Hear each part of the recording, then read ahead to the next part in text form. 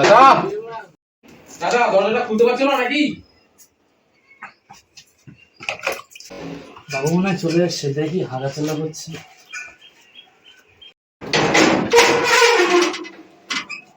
চাচা, তুমি কোথায় ছিলে? দরজা খুলতে এতক্ষণ লাগে? কাজ করছিলাম বাবু। তুমি জানো না আমি রোজা আছি? এতক্ষণ লাগে দরজা খুলতে? আমার ভুল হয়ে গেছে বাবু, আর এরকম হবে না। বাহানার খুঁজে পাও না, যত সব। আমার বাপ যে কি দেখে চাকরিটা দিয়েছে আমি এটাই বুঝতে পারছি না। যাও নিজের কাজ করো।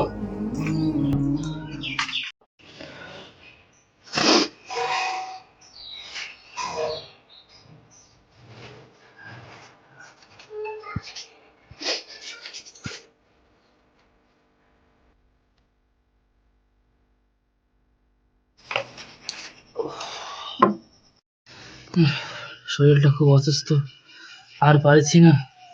দেখি বাবুকে বলে বাড়ি যাই। বাবু, একটু বাইরে আসবেন। কি রে, কি হলো? ডাকাডাকি করছিস কেন? বাবু, শরীরটা খুব অসুস্থ বাবু, একটু তাড়াতাড়ি বাড়ি যেতাম।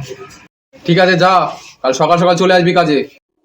বাবু, বাড়ি কিছু নেই বাবু, যদি কিছু টাকা দিতে তাহলে বাজার করে বাড়ি যেতাম। টাকা? এই তো কদিন আগে তোকে টাকা দিলাম, আবার এখন টাকা? এখন টাকা পাকা হবে না, যা।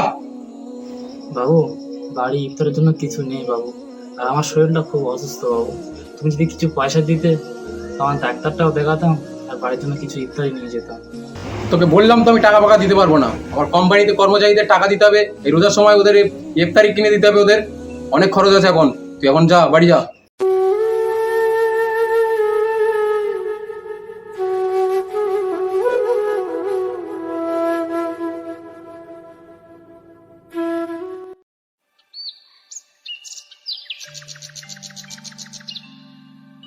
শরীরটা তো এখনো সুস্থ হলো না, সকালবেলা কাজে যাওয়ার কথা ছিল।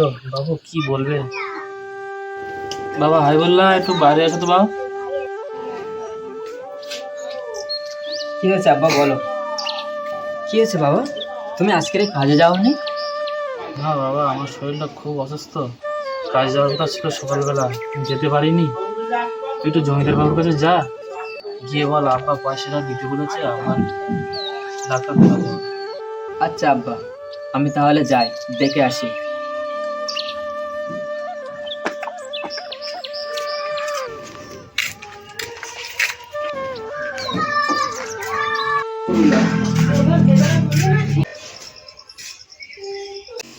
কিরে, তুই চাচার ছেলে না? তুই এখন কি করছিস এখানে?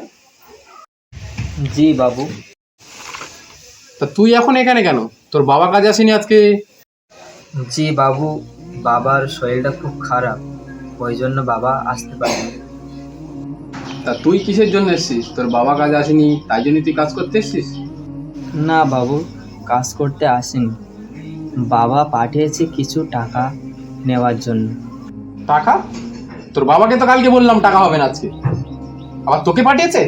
এই জন্য আমি গরিবদের দেখতে পাই না, এরা কাজ করতে না করতেই টাকা। বাবু, এরকম কথা বলবেন না বাবু, বাবা খুব অসুস্থ, আর ইফতার করার কিছু নাই, কিছু সাহায্য করো, কিছু সাহায্য করো। তুই আমাকে টাচ করলি? তোর কে সাহস দিল?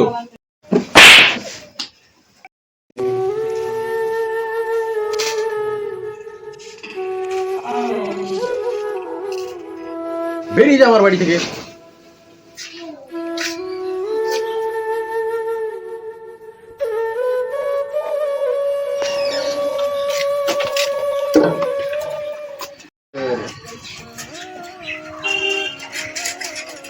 দেখি বাজারে যাই, ইফতার জোগাড় করে আনি।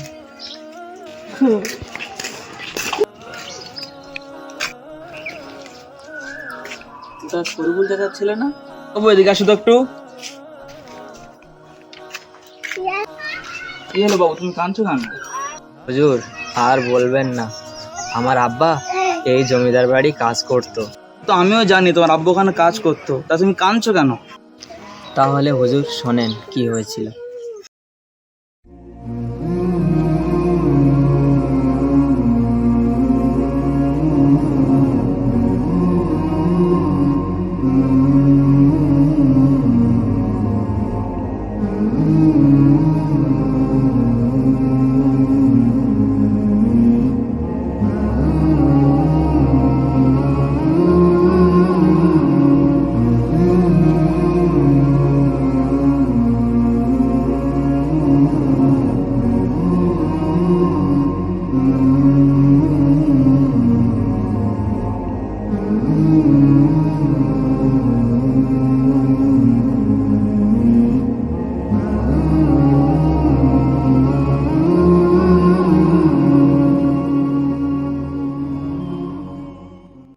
বাচ্চা, জমিদার তাইলে তোমার সাথে এরাম করেছে?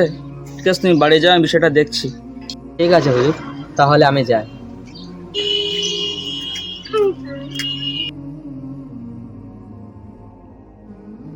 আসসালামু আলাইকুম, আসতে পারি? আজকে আসুন।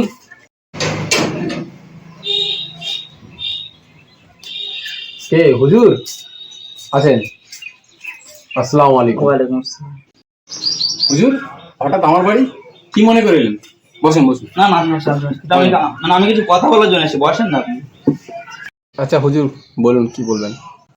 আমি শুনেছি তুমি নাকি চাচার সাথে এরকম ব্যবহার করেছো। ওই শরীফুল চাচার কথা বলছেন?